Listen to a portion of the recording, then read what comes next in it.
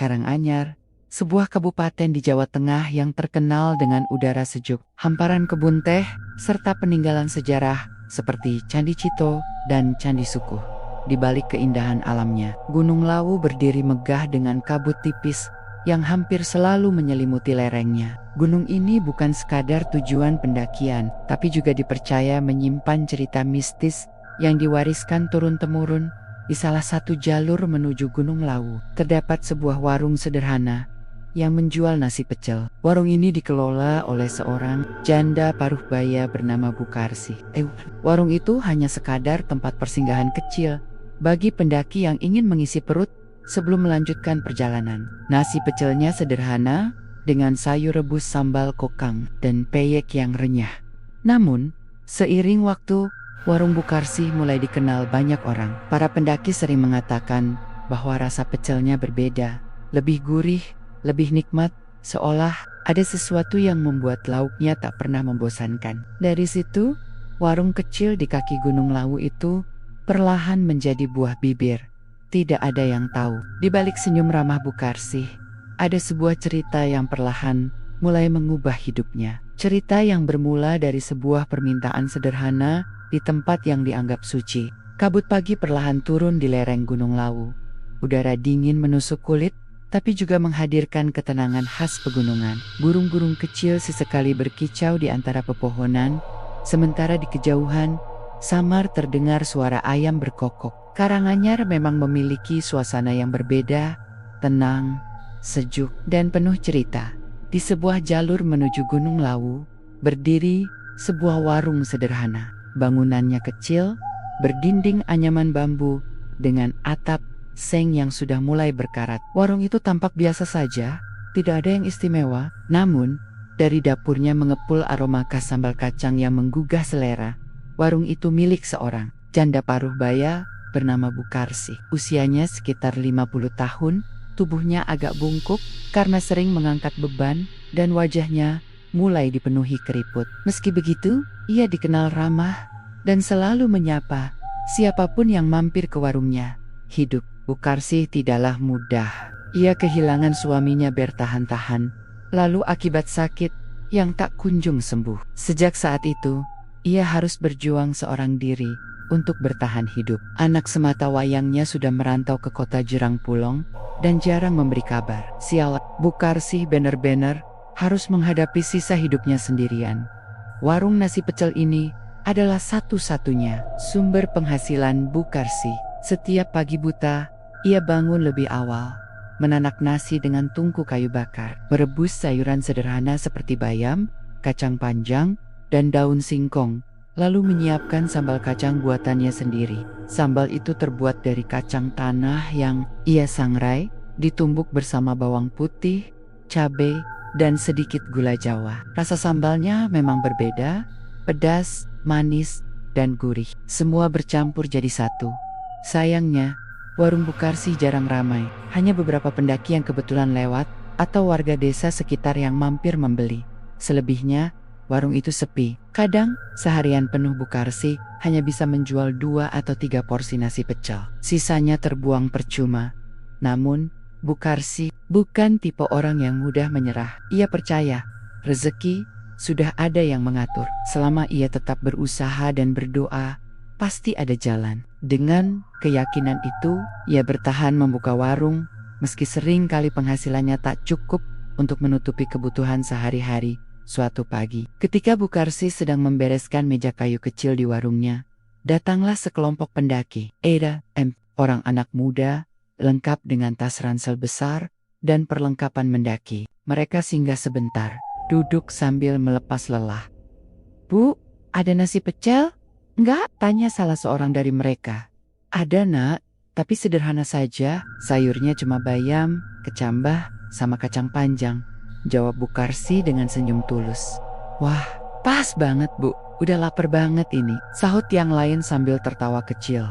Bukarsi segera menyajikan piring demi piring nasi pecel. Dengan cekatan, ia menata sayuran rebus di atas nasi, menyiram sambal kacang yang masih hangat, lalu menambahkan peyek kacang buatan tangannya sendiri. Aroma sambalnya langsung tercium, membuat keempat pendaki itu menelan ludah.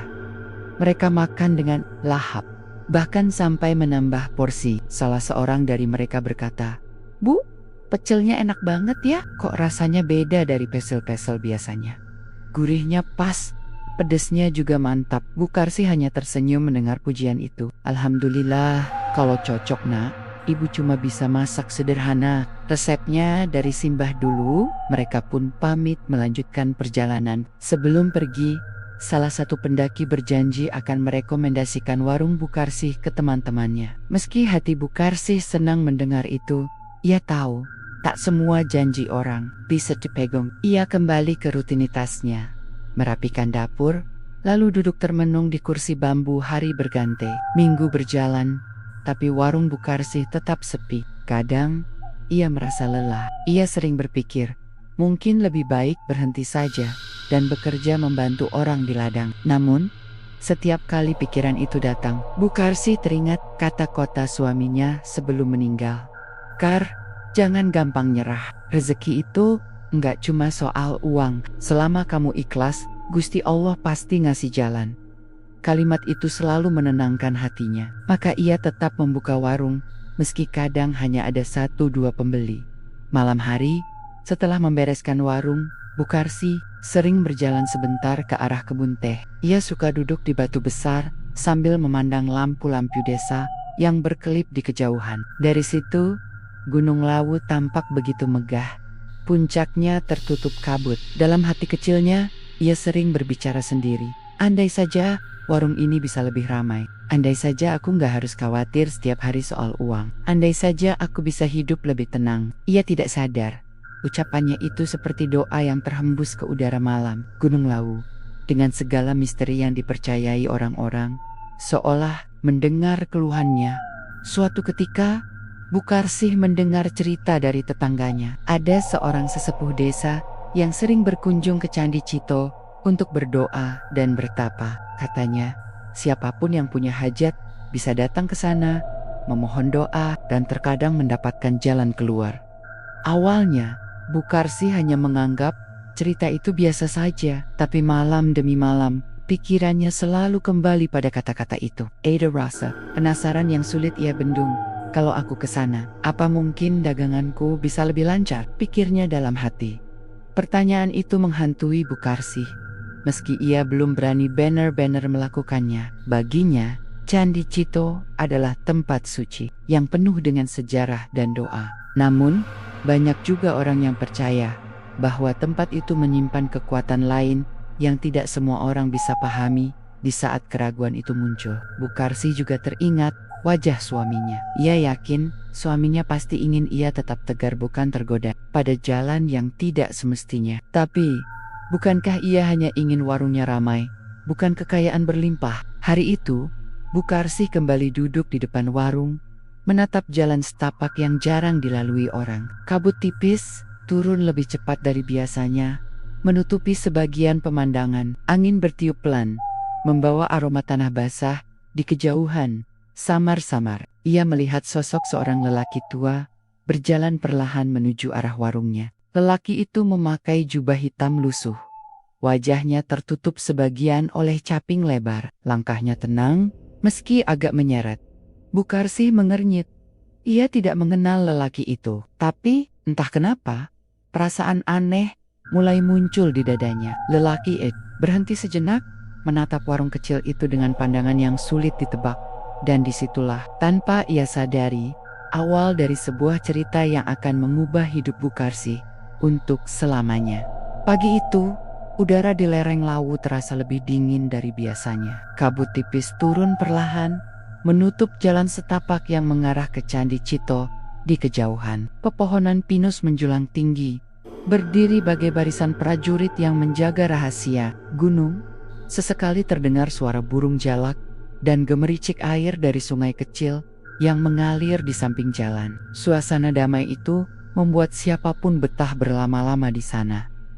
Bu Karsih sudah terbiasa dengan keadaan ini. Sejak membuka warung kecilnya di jalur pendakian, ia sering menyempatkan diri bergeleng-geleng ke sekitar. Meski sibuk menyiapkan bumbu pecel, menanak nasi, dan menggoreng peyek setiap pagi. Bu Karsi selalu mencari waktu untuk sekadar menghirup udara segar. Jalan menuju Candi Cito menjadi tempat favoritnya. Selain tak terlalu jauh dari warung, tempat itu juga penuh dengan cerita dan doa-doa orang yang datang dari berbagai penjuru.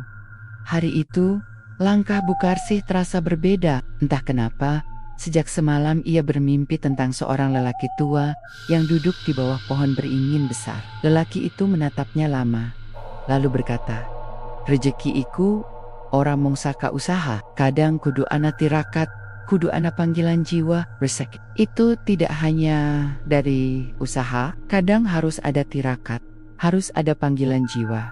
Mimpi itu begitu jelas, seakan nyata. Saat bangun, tubuhnya masih merinding, namun rasa penasaran mendorongnya untuk berjalan ke arah Candi Cito pagi itu.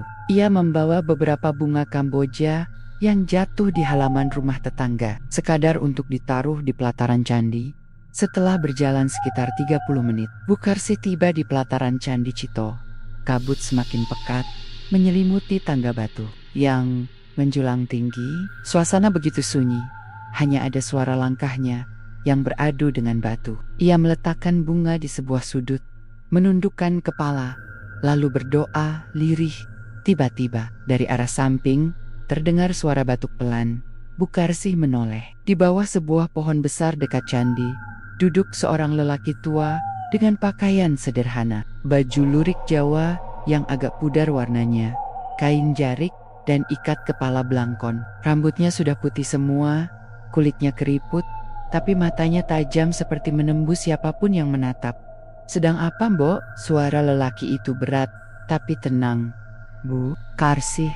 Terkejut, ia tidak melihat ada orang lain sebelumnya. Dengan gugup, ia menjawab, "Nggih, Mbah, kulo namung dedonga, mugi-mugi dagangan kulo lancar." "Iya, Mbah, saya hanya berdoa, semoga dagangan saya lancar." Lelaki itu tersenyum samar. "Rejeki ora mung saka panganan sing panjenengan dodol, Mbok, ana cara liyane, nanging kudu wani nampa akibat." Bu Karsi tercengang. Kata-kata itu mengingatkannya pada mimpi semalam. Apakah lelaki ini orang yang sama? Matanya kembali menatap lelaki itu, mencoba mencari kepastian. "Maksud jenengan piye, Mbah?" tanyanya. "Hati-hati." Lelaki tua itu mengelus jenggotnya yang tipis. "Gunung iki dudu gunung biasa, lawu kui papan leluhur. Sapa wei sing nyedek, nenek atine resik bakal entuk pangayoman, nek atine butuh bakal entuk pitulungan. Nanging kabeh ono regane. Gunung ini bukan gunung biasa. Lawu adalah tempat leluhur. Siapapun yang mendekat, jika hatinya bersih, akan mendapat perlindungan. Jika hatinya butuh, akan mendapat pertolongan. Tapi semua ada harganya." Bu Karsi tercekat. Kata-kata itu terasa dalam. Ia hanya seorang janda yang berjualan pecel, tak pernah berpikir jauh soal hal-hal gaib. Tapi hidupnya memang sulit. Warungnya sering sepi, kadang nasi sisa dibuang begitu saja. Hanya beberapa pendaki yang singgah. "Regane, nopo maksudipun tumbal, Mbah?" Suara Bu Karsi bergetar.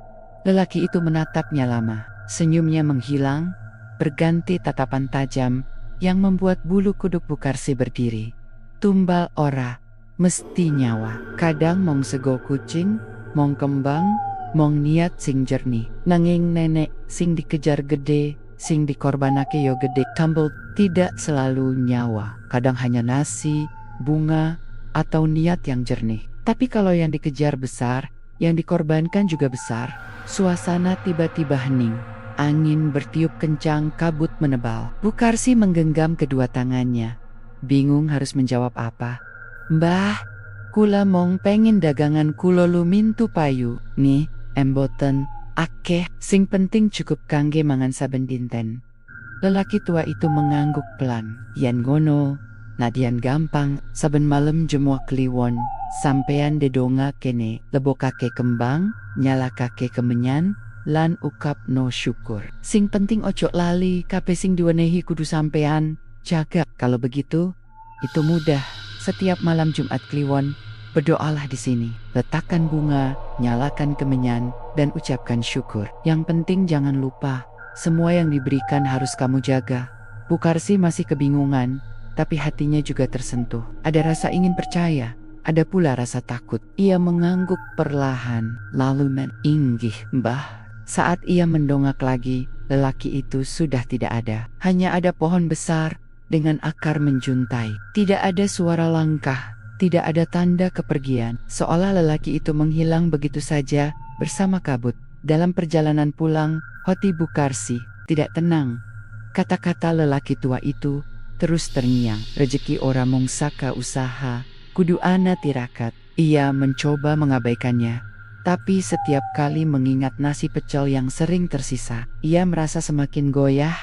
Sesampainya di warung, Bukarsi duduk lama di bangku kayu. Tatapannya kosong mengarah ke hutan pinus. Ia bertanya pada dirinya sendiri, apakah benar doa-doa sederhana bisa membuka jalan rezeki? Apakah benar ada kekuatan tak kasat mata yang bisa menolongnya? Sore itu, beberapa pendaki datang. Mereka membeli pecel dengan wajah lelah tapi gembira. Salah seorang berkata, "Wah, Bu, enak banget pecelnya. Rasanya kok beda ya karo sing biasane." Puji-pujian itu membuat hati Bukarsi berdebar. Ia tersenyum, tapi dalam batinnya bertanya-tanya, apa ini pertanda doa di Candi Cito tadi mulai terkabul, atau ada sesuatu yang sedang menunggu di baliknya? Dan malam itu, ketika kabut kembali turun, Bukarsi bermimpi lagi. Lelaki tua berjubah hitam duduk di pojok warungnya. Ia tersenyum samar lalu berbisik, "Iki mong wiwitan, mbok sing sabar, sing tekun, rejeki bakal teka, nanging kowe kudu eling." Bukarsi terbangun dengan napas terengah. Dadanya sesak, keringat dingin membasahi pelipisnya. Ia tahu, sejak pertemuan di Candi Cito tadi, hidupnya tidak akan lagi sama. Hari-hari setelah pertemuannya dengan lelaki tua di Candi Cito, pikiran Bukarsi tidak pernah tenang. Setiap kali ia duduk di warungnya, setiap kali menyiapkan bumbu pecel, bayangan lelaki tua itu selalu hadir. Kata-kata yang ia dengar berulang-ulang di telinganya, "Rejeki ora mung saka usaha, kudu ana tirakat." Malam Jumat Kliwon pun semakin dekat. Di desa-desa sekitar Karanganyar, malam itu memang sering dianggap istimewa. Banyak orang memilih berdiam di rumah, menyalakan lampu minyak atau dupa kecil, lalu berdoa. Ada pula yang melakukan laku prihatin, seperti tidak tidur atau tidak makan, demi memohon keberkahan. Bukarsi sendiri sebenarnya tidak pernah terbiasa dengan hal semacam itu. Ia hanya perempuan biasa, hidup dari hasil jualan nasi pecel yang sederhana. Namun rasa penasaran bercampur keinginan untuk memperbaiki nasib membuatnya gelisah. Sehari sebelum Jumat Kliwon, Bukarsi sengaja membeli bunga dari pasar. Mawar merah, melati putih, dan kenanga. Ia juga membeli sebatang kemenyan kecil. Tidak banyak, hanya cukup untuk sekadar mengikuti petunjuk lelaki tua itu. "Ngapain, Bu? Beli bunga-bunga segala?" tanya seorang tetangga yang melihat. Bukarsi tersenyum kikuk. "Ah, nyih kagem dedonga, Mbak, mugi-mugi dagangan kulo lancar." "Ah, iya buat berdoa, Mbak. Semoga dagangan saya lancar." Tetangganya mengangguk, tidak curiga. Memang sudah biasa orang membeli bunga untuk doa atau sekadar tabur di makam leluhur. Malam itu, selepas Isya, Bukarsi berangkat menuju Candi Cito. Jalan setapak terasa semakin sunyi. Kabut mulai turun, menutup sebagian jalur. Lampu minyak kecil yang ia bawa hanya mampu menerangi beberapa langkah ke depan. Suara jangkrik dan sesekali lolongan anjing dari kejauhan membuat suasana semakin mencekam. Sesampainya di pelataran candi, ia meletakkan bunga dalam sebuah wadah kecil dari anyaman bambu. Tangannya gemetar saat menyalakan kemenyan. Aroma wangi bercampur dengan dingin malam membuat bulu kuduknya berdiri. Bukarsi menunduk, memejamkan mata, lalu berdoa lirih. "Gusti, mugi kulo diparingi rejeki. Mugi dagangan kulo payu. Kulo boten nyuwun kathah, sing penting cukup kanggo urip." Awalnya suasana biasa saja. Angin berhembus pelan, kabut bergerak lambat, seolah mendengarkan doa itu. Namun, tiba-tiba dari arah atas tangga candi terdengar suara gamelan samar-samar, suara kendang, gong, dan siter, seakan dimainkan dari kejauhan. Bukarsi membuka mata, terkejut. Tidak ada siapa-siapa di sana, hanya kabut tebal. Ia berusaha menenangkan diri. Mungkin hanya halusinasi, mungkin cuma bayangan telinga, pikirnya. Tapi suara itu semakin jelas, seperti mengelilingi candi. Bahkan, ia bisa merasakan tanah di bawahnya bergetar halus mengikuti irama. Jantung Bukarsih berdegup kencang. Injun Larry, tapi kakinya seakan menempel ke tanah. Dan saat itulah, ia melihatnya dari balik kabut. Muncul sosok lelaki tua yang ia temui sebelumnya. Pakaian lurik dan belangkonnya sama persis. Lelaki itu berjalan pelan menuruni tangga, tatapannya lurus ke arah Bukarsih. Sampaian teko, "Mbok," ucapnya pelan. "Wis, wayahe." Bukarsih terdiam, mulutnya kaku. Lelaki itu mendekat, lalu duduk di seberang sesajen sederhana yang ia bawa. "Sing penting ojo wedi. Ne atimu, resik, kabeh bakal lancar." Ia kemudian mengambil bunga kenanga meneberkannya ke arah 4 penjuru mata angin. Lalu ia membakar kemenyan tambahan dari saku bajunya sendiri. Asap menggepol, menari di udara, membentuk bayangan aneh. Bukarsih melihat sekilas seperti wajah samar muncul di antara asap itu. Ada yang tersenyum, ada yang menangis. "Saiki, ukapno syukur mumbo," ujar lelaki itu. Dengan suara bergetar, Bukarsih kembali berdoa. "Mugi kulo diparingi rejeki, kulo saget gesang kanthi tentrem." Saat doa selesai, angin berhembus kencang sekali, membuat bunga beterbangan. Suara gamelan berhenti mendadak, meninggalkan keheningan yang menyesakkan. Lelaki tua itu menatap Bukarsih dalam-dalam. "Wis, sakadina iki, uripmu bakal owah, nanging elinga, kabeh sing diwenehi, kudu dijaga. Yen kau lali, kabeh bakal balin jalu." Setelah berkata begitu, lelaki itu bangkit berdiri. Ia berjalan ke arah kabut, lalu perlahan menghilang begitu saja. Tidak ada suara langkah, tidak ada jejak. Bukarsih pulang dengan tubuh gemetar. Sepanjang jalan, ia merasa ada yang mengikutinya dari belakang. Meski setiap menoleh, tidak ada siapapun. Ia mempercepat langkah, sampai akhirnya tiba di warung. Malam itu, ia hampir tidak bisa tidur. Pikirannya bercampur antara takut dan harapan. Apa yang barusan ia lakukan? Apakah benar itu hanya doa? Atau ada sesuatu yang lebih besar di baliknya? Keesokan paginya, warung Bukarsih dibuka seperti biasa.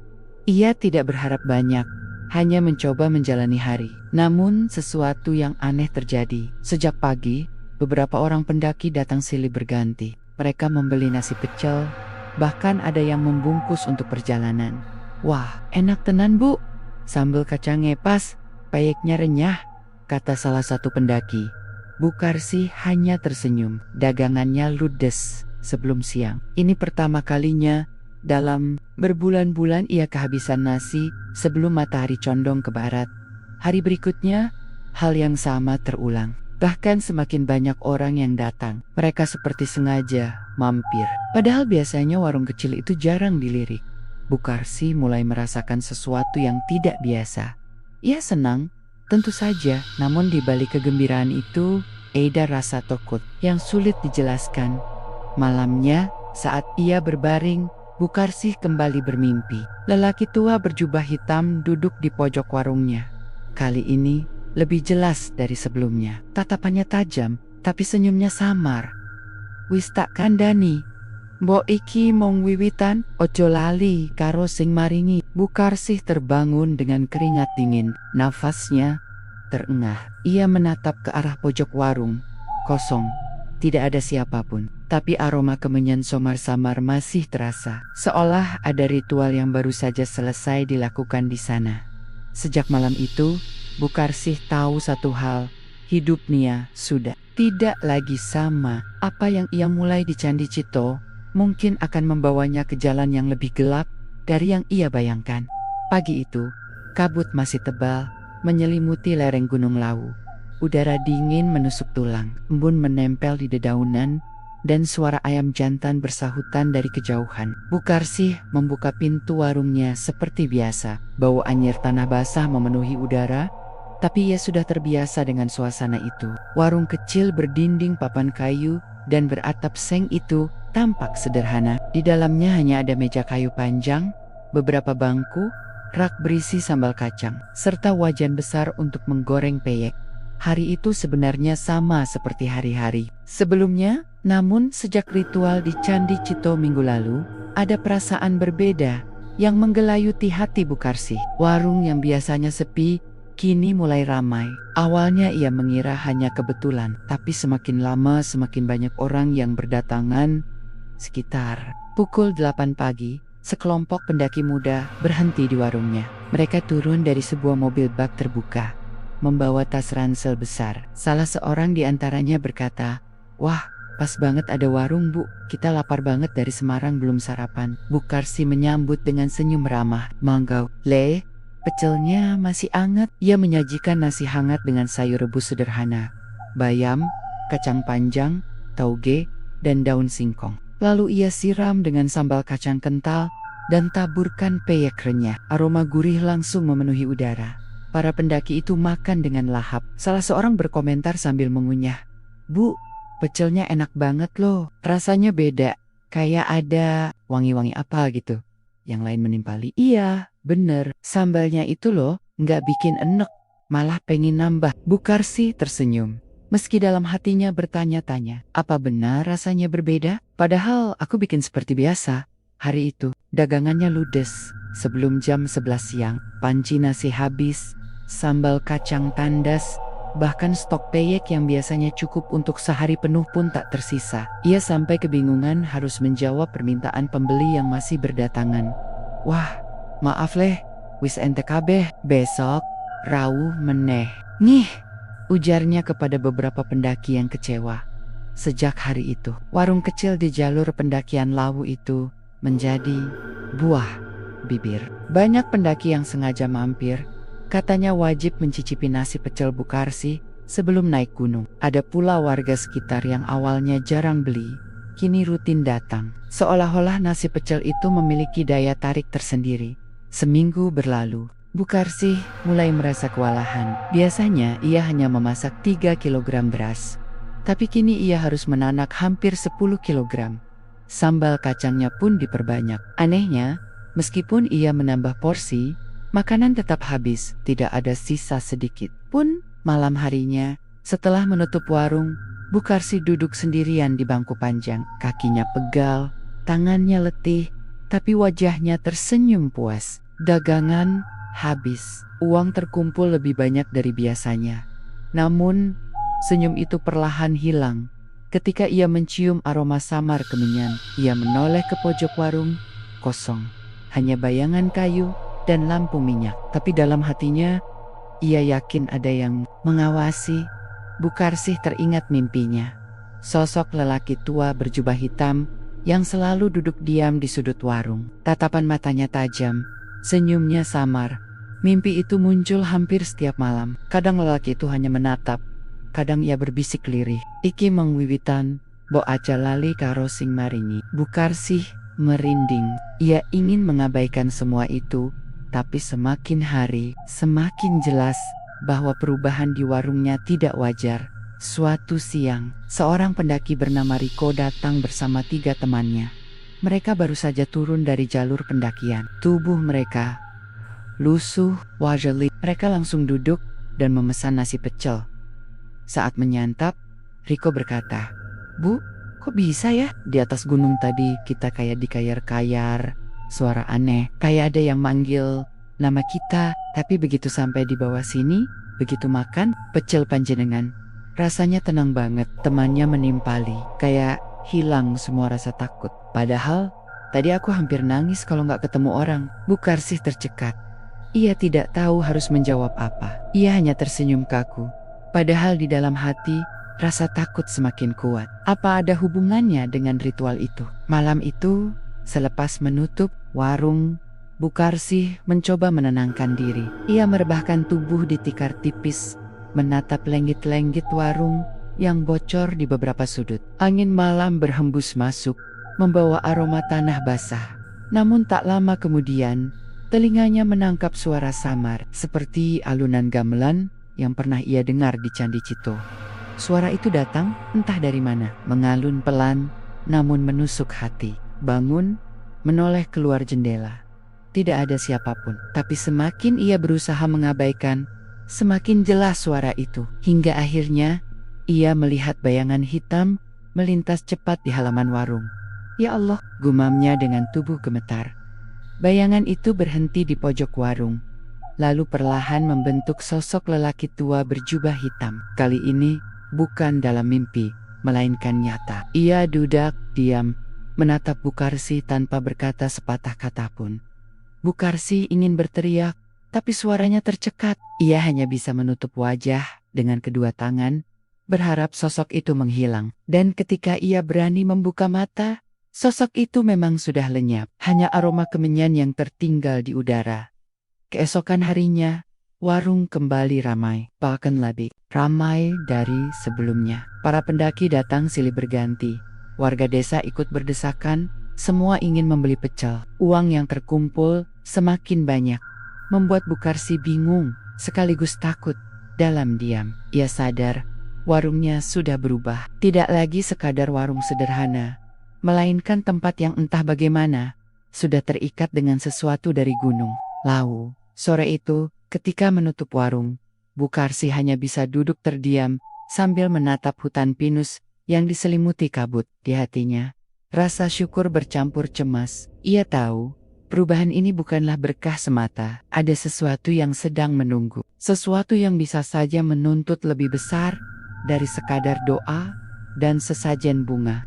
Sore itu, kabut turun lebih cepat dari biasanya. Lereng Gunung Lawu diselimuti putih tebal, membuat pandangan hanya terbatas beberapa meter saja. Angin berhembus kencang, menimbulkan bunyi gemerisik di sela pepohonan pinus. Suasana itu biasanya membuat warung Bukarsi sepi, karena pendaki enggan berangkat terlalu sore. Namun anehnya, hari itu warungnya tetap ramai. Beberapa pendaki muda yang baru turun gunung singgah. Wajah mereka lelah, pakaian kotor penuh lumpur. Mereka langsung memesan nasi pecel, seolah-olah sudah hafal bahwa warung Bukarsi adalah pemberhentian wajib.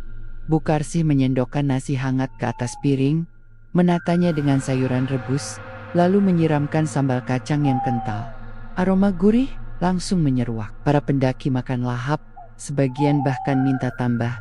Namun di tengah keriuhan itu, Bukarsi memperhatikan seorang pendaki yang duduk menyendiri di pojok. Wajahnya pucat, matanya kosong, sendok di tangannya bergetar.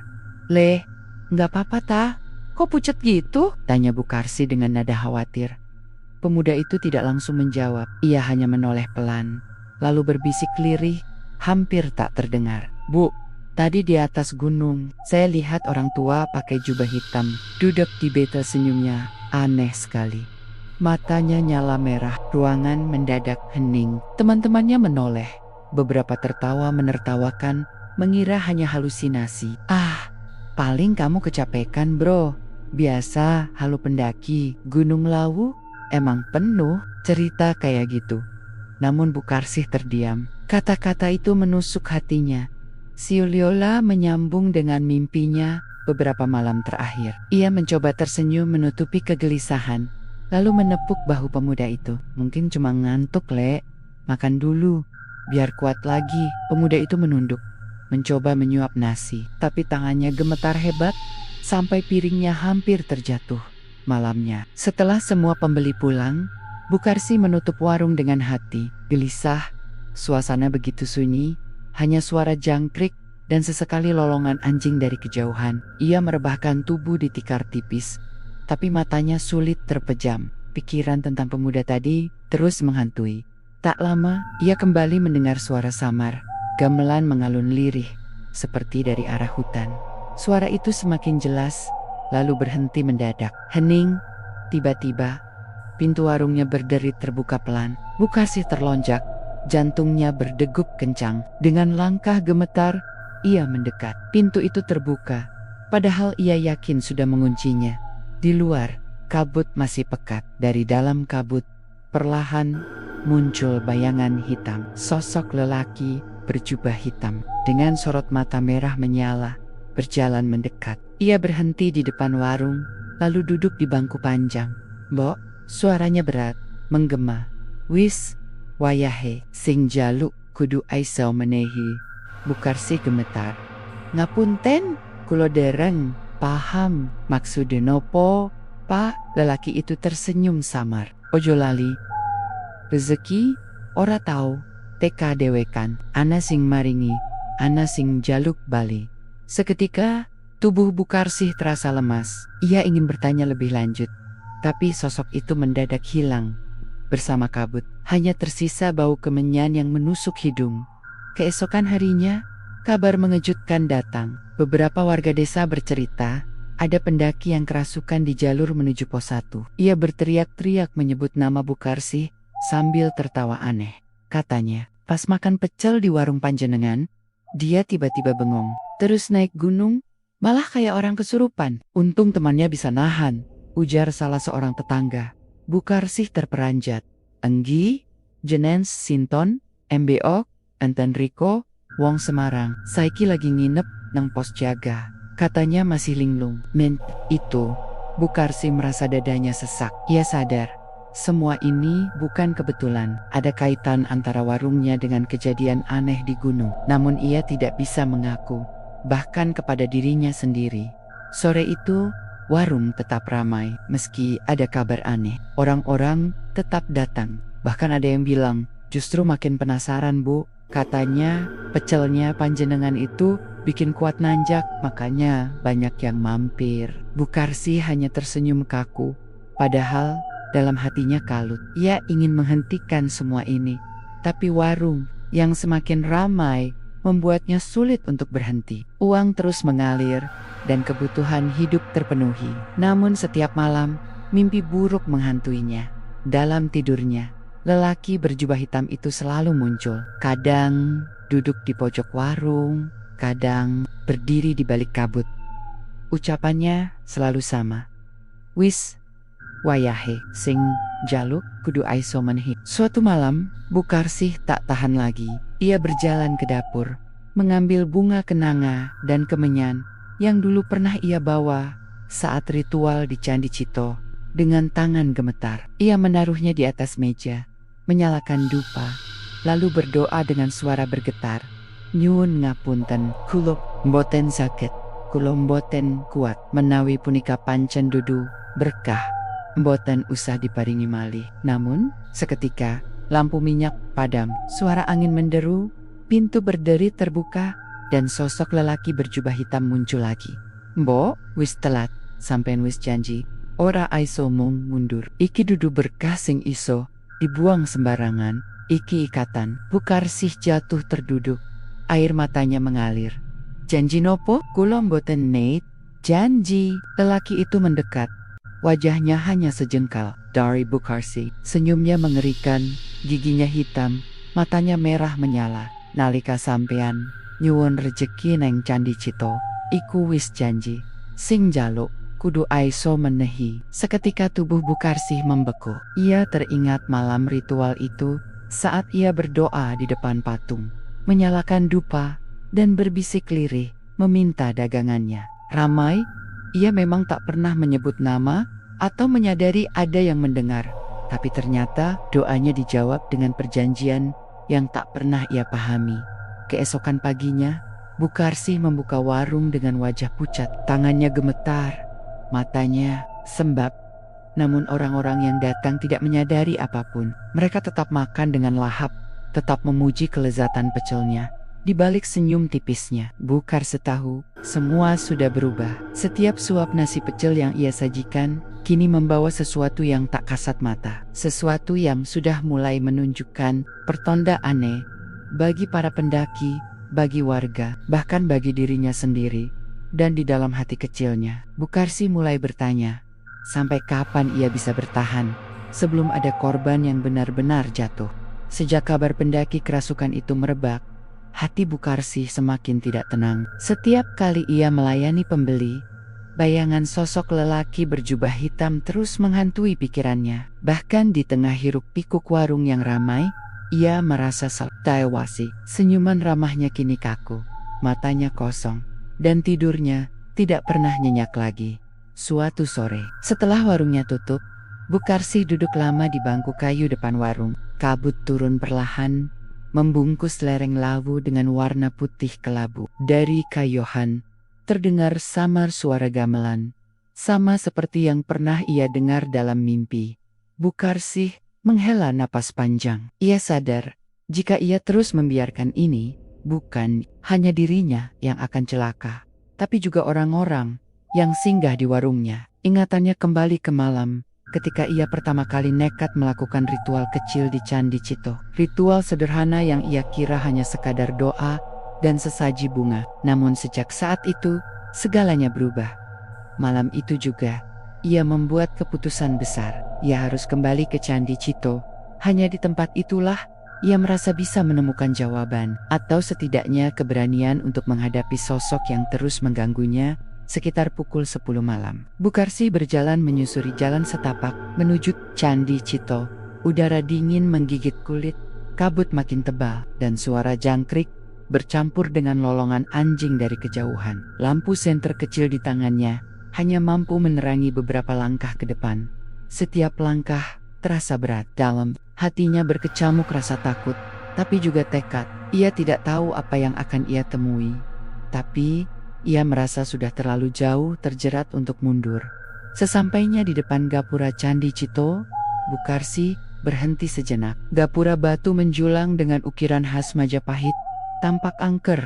Di tengah kegelapan, angin berembus kencang, membuat dedaunan bergetar. Suasana sunyi, seolah-olah seluruh alam menahan napas.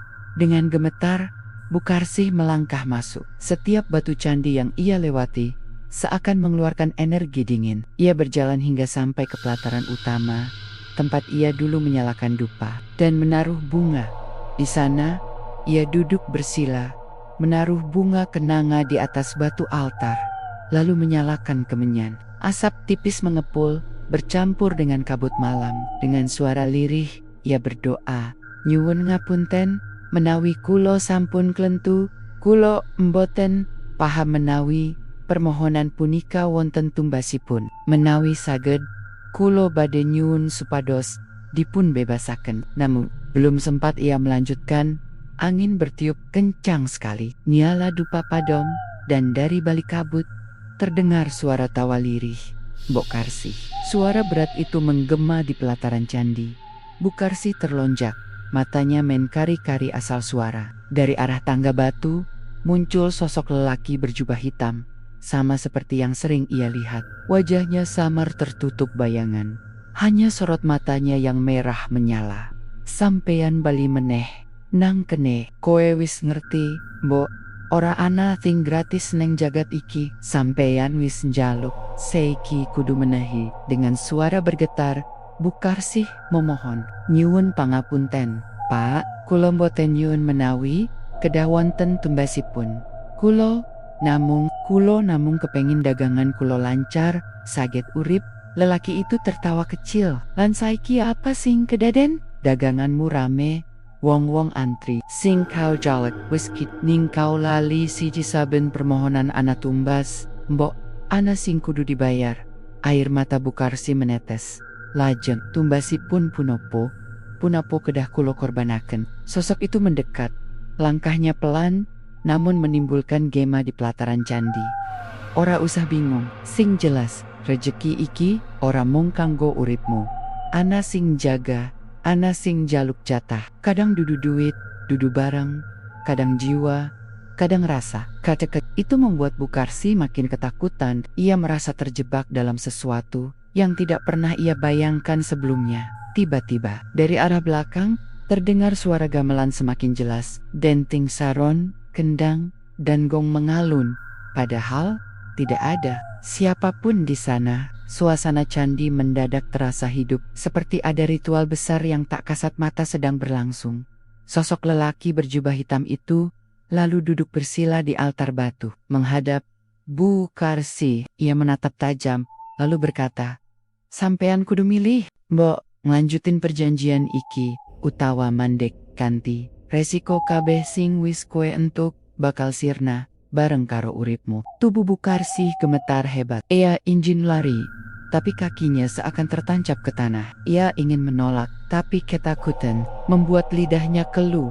Dalam kebingungan, ia menunduk, menutup wajah dengan kedua tangannya, dan berdoa dalam hati. Gusti, nyuwun pangapunten, kula mboten mangertos. Mboten Saat itu juga, angin kembali bertiup kencang, membuat bangga-bungga kenanga beterbangan. Asap kemenyan berputar membentuk pusaran kecil. Dari balik kabut, samar-samar, terdengar suara-suara lain, seperti bisikan banyak orang yang berbicara bersamaan. Bukarsih merasakan dunia di sekitarnya bergoyang. Kepalanya pusing, pandangannya berkunang-kunang, dan sebelum ia pingsan, ia sempat melihat sosok lelaki berjubah hitam itu tersenyum lebar dengan suara yang menggema di kepalanya. Wis, wayahe, mbok, iki mung wiwitan. Bukarsih terbangun saat fajar mulai menyingsing. Ia tergeletak di pelataran candi, tubuhnya dingin menggigil. Tidak ada bunga, tidak ada dupa, bahkan jejak asap pun hilang. Hanya kabut tipis dan sinar matahari pagi yang menyusup di antara celah pepohonan. Dengan langkah gontai, ia pulang ke warung. Namun rasa takut yang mencekam tidak juga hilang. Ia tahu, sejak malam itu tidak ada jalan kembali. Perjanjian sudah terlanjur terikat, dan bayang-bayang lelaki berjubah hitam akan terus mengikuti di warung kecilnya. Ia duduk diam menatap panci nasi kosong. Senyum yang dulu ramah kini sirna, berganti dengan pandangan kosong penuh ketakutan. Dan jauh di dalam hatinya, ia sadar warung nasi pecel itu bukan lagi miliknya sepenuhnya. Ada sesuatu dari Gunung Lawu yang kini ikut memiliki. Hari-hari berlalu setelah Bukarsih kembali dari Candi Cito. Tubuhnya memang masih bisa bergerak, mulutnya masih bisa tersenyum pada para pembeli. Namun, batinnya sudah tidak lagi sama. Sejak malam di candi itu, ia merasa seperti ada bayangan yang selalu mengikuti kemanapun ia pergi. Warung nasi pecelnya semakin ramai. Pendaki dari berbagai kota datang silih berganti. Bahkan ada yang sengaja menempuh perjalanan jauh hanya untuk mampir. Mereka mengatakan nasi pecel Bukarsih rasanya unik, sulit dilupakan, dan entah bagaimana membuat tubuh lebih kuat. Namun bersama dengan ramainya warung itu, kabar aneh mulai bermunculan. Suatu siang, sekelompok pendaki dari Yogyakarta singgah. Setelah turun gunung, mereka tampak lelah, kotor, dan haus. Bukarsih menyambut dengan ramah, menyajikan pecel lengkap dengan peyek panas. Mereka makan dengan lahap, tetapi seorang di antaranya tiba-tiba berhenti. Wajahnya berubah pucat, matanya melotot ke arah piring. "Kenapa, Le?" tanya Bukarsih. Pemuda itu menunjuk pecelnya dengan tangan gemetar. "Bu, ini apa?" "Saya lihat ada rambut panjang di atas nasi." Teman-temannya segera melihat, tapi anehnya, yang mereka lihat hanya nasi biasa dengan sambal kacang. Tidak ada rambut sama sekali. "Ah, kamu ngelantur." "Nggak ada opo-opa kok," kata salah seorang. Namun pemuda itu makin panik. Ia menjatuhkan sendok, lalu menutup wajahnya. "Saya lihat jelas sekali, Bu. Rambut panjang, hitam, basah. Bukan cuma itu, saya juga dengar suara perempuan tertawa di telinga saya." Mereka mencoba menenangkan, tapi si pemuda mendadak berteriak keras, lalu jatuh pingsan. Kabar itu cepat menyebar. Malam harinya, warga desa yang kebetulan juga mampir ke warung menceritakan kejadian itu. Ada yang percaya, ada pula yang menganggap sekadar kelelahan pendaki. Tapi Bukarsih tahu, ini bukan kebetulan. Di malam yang sunyi, ketika ia duduk di warungnya yang kosong, suara gamelan samar kembali terdengar. Kali ini diiringi dengan suara perempuan menangis. Bukarsih menutup telinganya, namun suara itu tetap menggema di kepalanya. Sampai akhirnya, ia melihat bayangan perempuan berambut panjang melintas di depan warung. Bayangan itu hanya sekilas, tapi cukup membuatnya hampir pingsan. Keesokan harinya, warungnya tetap ramai. Seolah-olah kabar aneh tidak mengurangi rasa penasaran orang-orang. Justru sebaliknya, semakin banyak yang datang, seakan nasi pecelnya punya daya tarik mistis. Di tengah keramaian itu, seorang pendaki perempuan bernama Ayu duduk sendirian sambil menyantap pecel. Tiba-tiba ia menatap kosong ke arah Bukarsih, lalu berucap dengan suara yang bukan miliknya. "Mbok, Wiswayahe, oh lali tambasmu. Seketika warung hening, semua mata tertuju pada Ayu yang kini wajahnya berubah tegang, matanya melotot dan suaranya berat seperti suara lelaki tua. Teman-temannya panik. Ayu, sadar yuk, jangan bercanda. Namun Ayu hanya menatap Bukarsih, lalu tertawa keras. Setelah itu, ia ambruk ke lantai. Bukarsih langsung gemetar, tapi berusaha menutupi kegelisahan. Ia berpura-pura menolong Ayu, padahal dalam hatinya, itu adalah pesan yang jelas. Lelaki berjubah hitam itu sedang mengingatkan dirinya, gangguan demi gangguan semakin sering terjadi. Ada pendaki yang mengaku mendengar suara gamelan di jalur pendakian setelah makan di warung Bukarsih. Ada pula yang tiba-tiba melihat sosok-sosok bayangan di antara pepohonan, padahal tidak ada siapapun di sana. Paling parah, seorang pendaki tersesat semalaman di jalur yang seharusnya sudah ia hafal. Ia bercerita, jalan setapak berubah menjadi lorong batu dengan kabut pekat. Di ujung lorong, ia melihat seorang janda tua duduk sambil menawarkan nasi pecel. Ketika ia mendekat, wajah perempuan itu berubah menjadi hitam, matanya merah menyala. Ia menjerit ketakutan, lalu tiba-tiba mendapati dirinya sudah berada di jalur semula. Cerita itu membuat bulu kuduk warga desa berdiri. Mereka mulai berbisik-bisik, mengaitkan warung Bukarsih dengan hal-hal gaib. Bukarsih semakin tersiksa. Ia ingin berhenti berjualan, tapi setiap kali ia berniat demikian, mimpi buruk datang. Lelaki berjubah hitam selalu muncul, duduk di pojok warung, sambil berkata, "Sampean, wis janji, bok, ohom balela. Sing jaluk, kudu aiso menehi." Tidak hanya itu, kadang ia bermimpi dikerubungi pendaki yang wajahnya penuh darah, sambil menjerit, "Balik nubu, balik nubu." Tubuhnya sering terbangun dalam keadaan keringat dingin, napas tersengal, dan rasa takut yang tak bisa dijelaskan. Suatu malam, seorang pemuda desa bernama Seno yang dikenal berani mendatangi warung Bukarsih. Ia pernah mendengar cerita-cerita aneh itu dan ingin membuktikan sendiri. "Bu, saya mau tanya jujur, apa benar pecel panjenengan ini ada hubungannya dengan sesuatu yang bukan manusia?" tanya Seno dengan nada serius.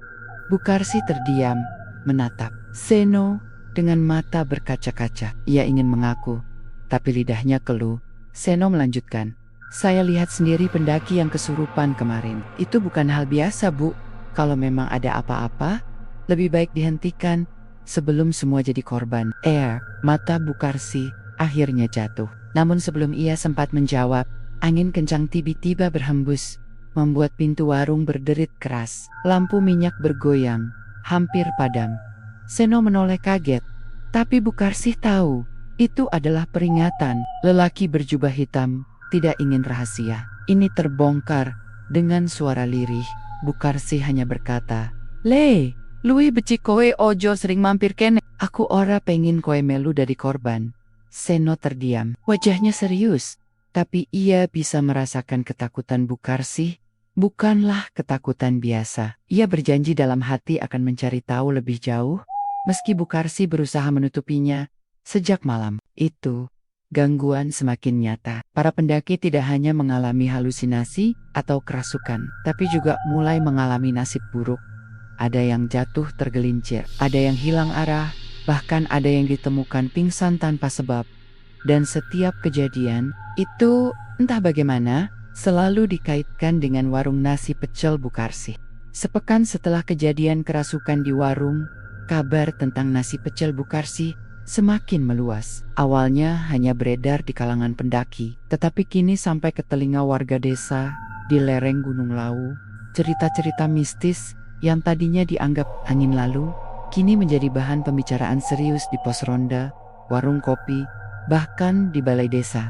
Katanya, ada pendaki yang tersesat semalaman setelah makan di warung Bukarsih, ucap Pak Slamet, seorang warga tua, sambil menyesap kopi. Aku juga dengar, malah ada yang lihat bayangan perempuan berambut panjang duduk di warung itu. Timpal yang lain. Obrolan semakin panas. Warga mulai resah. Warung yang dulunya dianggap membawa berkah karena ramai pengunjung, kini justru jadi sumber keresahan dan ketakutan. Suatu malam, Sekelompok warga berkumpul di rumah Pak Lurah. Mereka sepakat, sudah saatnya menanyakan langsung pada Bu Karsih. Kita nggak bisa terus-terusan diem, Pak. Kalau dibiarkan, nanti yang kena bukan cuma pendaki, tapi juga warga desa, kata Pak Jono, tokoh pemuda yang dikenal berani. Pak Lurah mengangguk pelan. Aku ngerti, tapi kita harus hati-hati. Karsih itu wong desa kene juga. Jangan sampai salah langkah. Kita tanyakan baik-baik dulu. Keesokan harinya, rombongan warga mendatangi warung Bu Karsih. Suasana siang itu cerah, tapi hati Bu Karsih justru diliputi rasa gelisah begitu melihat banyak orang datang bersamaan. Loh, kok rame-rame gini, Pak? Tanya Bu Karsih mencoba tersenyum. Pak Lurah melangkah maju. Karsih, kami kesini bukan untuk beli pecel. Ada yang perlu kita bicarakan. Suasana hening, beberapa warga saling pandang. Sebagian wajah mereka terlihat tegang.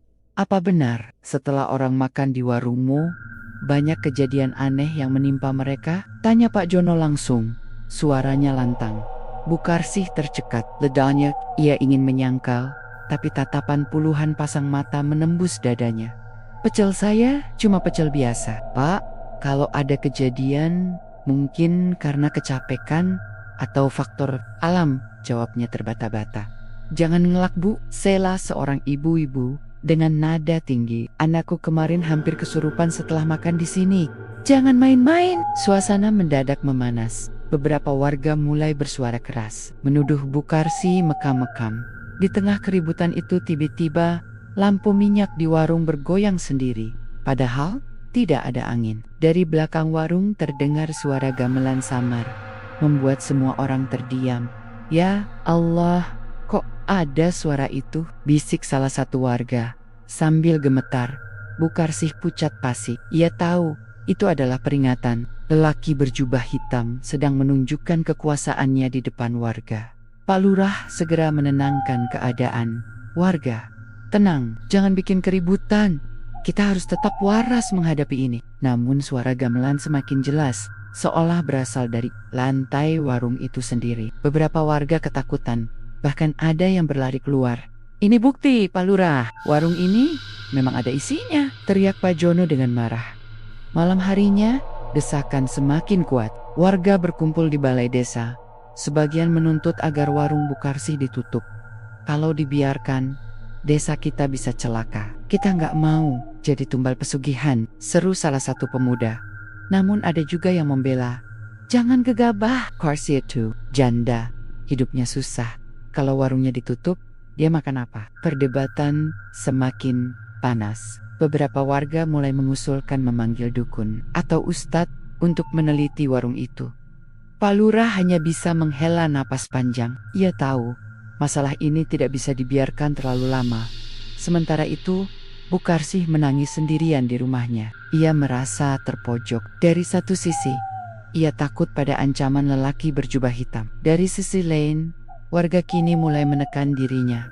Tengah malam, mimpi buruk kembali menghampiri. Ia melihat dirinya dikelilingi para pendaki yang tubuhnya penuh luka. Wajah mereka pucat, mata melotot, sambil berkata, "Balekno, Bu, Balekno." Tiba-tiba dari kegelapan muncul lelaki berjubah hitam. Dengan suara berat, ia berkata, "Ojo wedi, karo wong-wong kui, sing kudu wedi, kau karo aku. Yen kom balela, kabeh sing cedak, karo kowe bakal dadi korban." Bu Karsih terbangun dengan teriakan. Tubuhnya basah oleh keringat dingin. Puncak ketegangan terjadi beberapa hari kemudian. Seorang pendaki muda ditemukan pingsan di jalur pendakian. Ketika sadar, ia mengigau, menyebut-nyebut nama Bu Karsih. "Aku lihat dia di jalur itu. Duduk, tawarin pecel." Tapi wajahnya hitam, matanya merah. Kabar itu membuat warga semakin marah. Malam itu juga, puluhan orang datang ke rumah Bu Karsih dengan obor dan suara lantang. "Karsih, metu kowe, terangno kabeh saiki."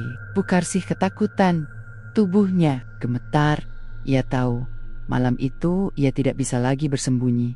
Dengan langkah gontai, ia keluar rumah. Puluhan pasang mata menatapnya penuh kecurigaan. Aku orang ngerti kudu ngomong opo. Aku mung wong biasa, Pak. Aku mung pengen urip, ucapnya sambil menangis. Namun Pak Jono membentak, "Kamu sudah menjerumuskan desa ini ke dalam malapetaka. Kalau kamu tidak mau jujur, biar kita panggil orang pintar untuk bongkar rahasiamu." Suasana semakin mencekam. Warga hampir tidak bisa dikendalikan lagi. Tiba-tiba, angin kencang berhembus. Obor-obor bergoyang. Sebagian padam, suara gamelan terdengar lagi. Kali ini bercampur dengan suara tawa perempuan dari arah hutan. Warga saling pandang. Sebagian menjerit ketakutan. Di tengah kekacauan itu, Bukarsih roboh pingsan. Sebelum kesadarannya hilang, ia sempat melihat sosok lelaki berjubah hitam berdiri di belakang kerumunan warga, menatapnya dengan senyum tipis. Malam itu, bulan purnama menggantung bulat sempurna di langit Karanganyar. Cahaya putihnya jatuh ke tanah, membuat bayangan pepohonan di sekitar desa terlihat panjang dan menyeramkan. Udara dingin menusuk tulang, membawa aroma tanah lembab dari hutan lereng Lawu. Di rumah-rumah penduduk, obrolan masih berkisar pada satu nama, Bukarsih. Setelah kejadian, warga beramai-ramai mendatangi rumahnya. Semua orang tahu bahwa sesuatu yang tidak wajar memang sedang terjadi. Tapi malam itu, ketegangan semakin terasa. Banyak orang memilih menutup pintu lebih awal, seolah ingin bersembunyi dari sesuatu yang mereka sendiri tak bisa jelaskan. Sementara itu, Bukarsih duduk sendirian di dapur rumahnya. Matanya sayu, wajahnya pucat, sudah berhari-hari ia sulit tidur. Setiap kali terpejam, bayangan lelaki berjubah hitam datang menghantui. Malam ini lebih parah. Suara gamelan terdengar lebih jelas dari biasanya, seperti dimainkan tepat di belakang rumah. Suara saron, gong, dan sinden samar bercampur menjadi irama yang mencekam. "Ya Gusti, aku salah opo?" bisik Bukarsih sambil menutup telinganya. Namun suara itu semakin keras, dan kali ini ada yang berbeda. Terdengar suara derap langkah kaki, banyak sekali, seperti areka roken. Bukarsih menoleh ke jendela, dan matanya membelalak. Dari balik tirai, ia melihat bayangan ratusan orang berjalan melewati jalan desa. Wajah mereka samar, seperti kabut, tapi jelas terlihat pakaian kuno, Jawa, jarik, beskap, dan ikat kepala. Di barisan paling depan, seorang lelaki berjubah hitam berjalan dengan tongkat kayu. Ia berhenti sejenak, lalu menoleh ke arah rumah Bukarsih. Senyumnya mengiris hati. Tidak lama kemudian, teriakan menggema dari ujung desa.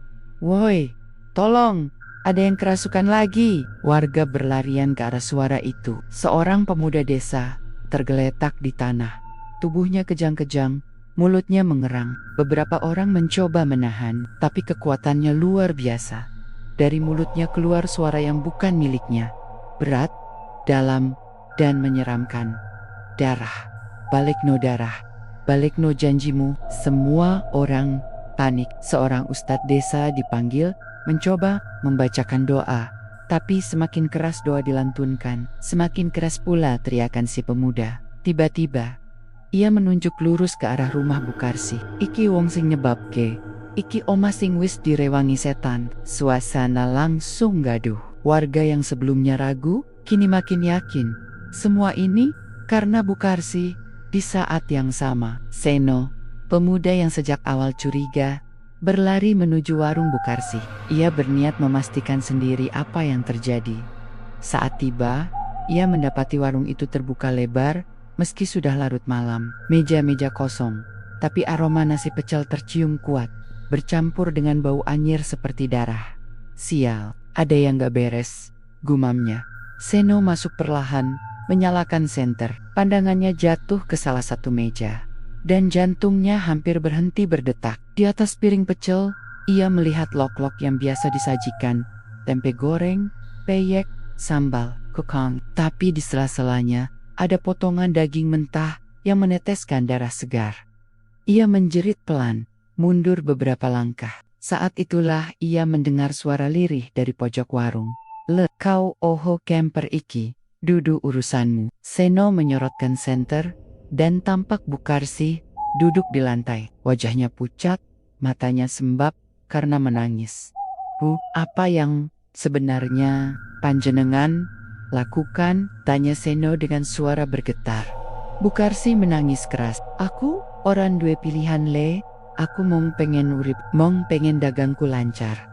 Seno maju, mencoba menenangkan, tapi tiba-tiba pintu warung menutup keras dengan sendirinya. Lampu minyak padam, ruangan gelap gulita, hanya cahaya senter. Seno yang bergetar di tangannya. Dari kegelapan, suara gamelan menggema lagi, kali ini bercampur dengan suara tawa perempuan. Di luar, warga semakin gelisah. Pemuda yang kerasukan kini ambruk, tubuhnya lemas, tapi matanya masih menatap kosong ke arah rumah Bukarsi. Aku, arep nyekel, deweko, gumamnya lirih sebelum pingsan. Pak Lurah sadar, situasi sudah di luar kendali. Kita nggak bisa diam, malam ini juga kita harus selesaikan. Beberapa warga sepakat untuk mendatangi warung Bukarsi dengan membawa ustas dan sesaji tolak bala.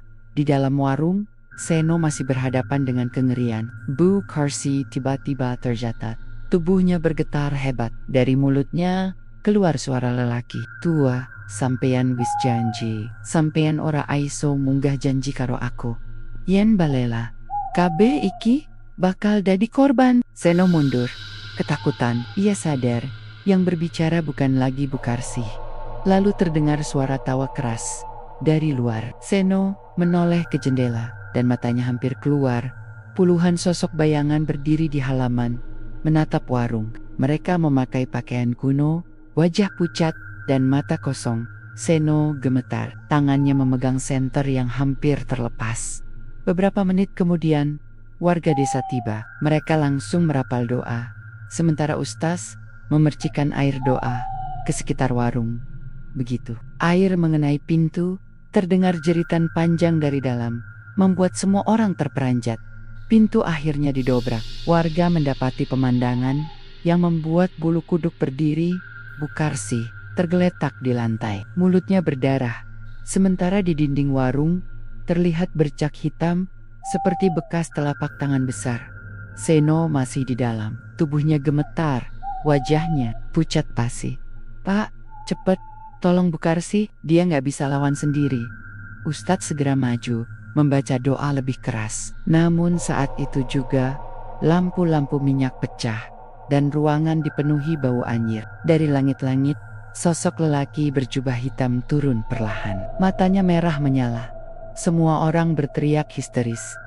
Malam purnama itu berubah menjadi malam paling mencekam di desa. Warga sadar, yang mereka hadapi bukan sekadar cerita mistis. Sesuatu yang jauh lebih besar sedang menuntut janji. Dan Bukarsi adalah kunci dari semuanya. Suasana di warung nasi pecel Bukarsi malam itu benar-benar kacau. Warga berteriak. Sebagian berlarian keluar karena tak kuat melihat sosok berjubah hitam yang turun dari lenggit-lenggit warung. Sosok itu begitu nyata.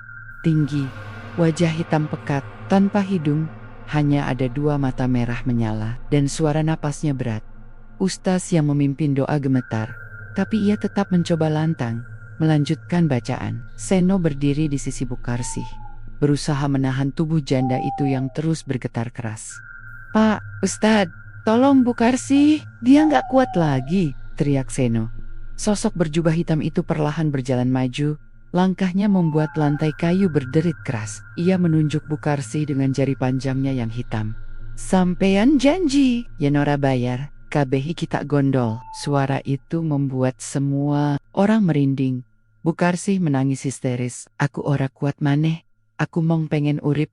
Aku mong pengen anakku iso sekolah. Seno menoleh kaget.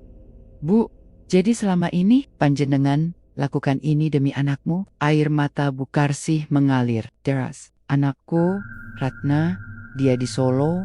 Aku butuh biaya. Aku salah milih jalan. Ustadz semakin keras membaca doa. Dan sosok berjubah hitam meraung marah. Angin kencang tiba-tiba berhembus. Semua piring di warung pecah berhamburan. Kursi terbalik dan lampu minyak padam tiba-tiba. Dari tengah kekacauan itu, Bukarsi berdiri dengan mata merah basah. Ia menatap lurus ke arah sosok berjubah hitam. Wis cukup, aku sing salah. Aku sing janji karo kowe. Aja seret wong liyo, teriaknya dengan suara lantang. Semua orang terdiam, menahan napas. Sosok itu tertawa dingin. Sampeyan ora ae seual. Nyawamu saiki, dadi tumbalku. Dengan langkah cepat, sosok itu mendekat. Tapi tiba-tiba, Seno berdiri menghadang di depan Bukarsih. Kalau mau, ambil dia. Lewati aku dulu. Semua warga kaget. Sosok berjubah hitam berhenti, menatap Seno. Lalu, tiba-tiba ia tertawa keras. Wong enom, kowe wani nantang aku. Tubuh Seno bergetar, tapi ia menggenggam erat tangannya. Kalau memang kau butuh tumbal, ambil aku. Jangan ganggu Bukarsih. Jangan ganggu warga desa ini. Namun sesuatu yang tak terduga terjadi. Bukarsih menjerit sambil menarik Seno ke belakang. Jangan, ini salahku, Le. Aku yang harus tanggung. Ayah menoleh ke arah warga. Matanya penuh air mata. Aku minta maaf. Aku salah besar. Aku tergoda pesugihan. Aku minta maaf, sudah bikin desa ini sengsara. Sambil menangis, Bukarsih melangkah maju. Ia menatap sosok berjubah hitam dengan wajah pasrah. Aku siap, tapi janji, jangan ganggu warga desa. Jangan ganggu anakku. Sosok itu mendekat. Jarinya hampir menyentuh dahi Bukarsih. Semua orang menahan napas. Namun seketika, Ustadz berteriak, Bukarsih, jangan takut. Ingat, kekuatan mereka hanya berlaku kalau kita memberi hati pada mereka. Kalimat itu seperti petir di telinga Bukarsih. Matanya melebar, seolah sadar dari mimpi panjang. Ia mundur satu langkah, lalu menutup telinganya sambil berteriak, Aku, ora gelemane. Aku batal ke janjiku. Aku menyuwun pangapura Gusti Allah. Seketika itu, cahaya bulan purnama menembus masuk lewat jendela, jatuh tepat di tubuh Bukarsih. Sosok berjubah hitam meraung keras, tubuhnya bergetar, lalu perlahan memudar, seperti asap bayangan arak-arakan kuno di luar warung, ikut lenyap. Suara gamelan sirna dan angin kencang berhenti mendadak. Hening. Warga desa masih tertegun. Hanya tangisan Bukarsih yang terdengar. Tubuhnya jatuh tersungkur di lantai. Seno segera menolong, sementara Ustadz mendekat, menepuk pundaknya. Bu, tobat panjenengan sudah diterima. Setan itu tidak akan kembali kalau panjenengan bener-bener kembali ke jalan Gusti Allah. Warga mulai masuk perlahan, beberapa menangis. Ada juga yang masih gemetar. Beberapa hari kemudian, warung nasi pecel Bukarsih ditutup. Warga bersama-sama membersihkan tempat itu, merapalkan doa, dan menaburkan bunga 7 rupa di sekeliling warung. Bukarsih sendiri memilih tinggal di rumah saudaranya di desa lain. Ia tidak lagi berjualan, memilih hidup sederhana. Anaknya akhirnya tahu kebenaran dan memaafkan ibunya, Seno, yang selama ini selalu curiga, justru menjadi orang yang paling membela Bukarsih di depan warga. Dia memang salah, tapi dia juga korban, ucapnya. Namun cerita ini belum benar-benar berakhir. Beberapa minggu setelah warung ditutup, seorang pendaki yang lewat jalur Lawu mengaku masih mencium aroma nasi pecel saat melewati tempat itu. Pak, ada yang mengaku mendengar suara perempuan lirih berkata, Pecel, ayo mampir Le. Tak ada yang tahu apakah itu hanya sugesti atau memang masih ada sesuatu yang tertinggal di sana. Warga desa hanya bisa berdoa, semoga semua benar-benar.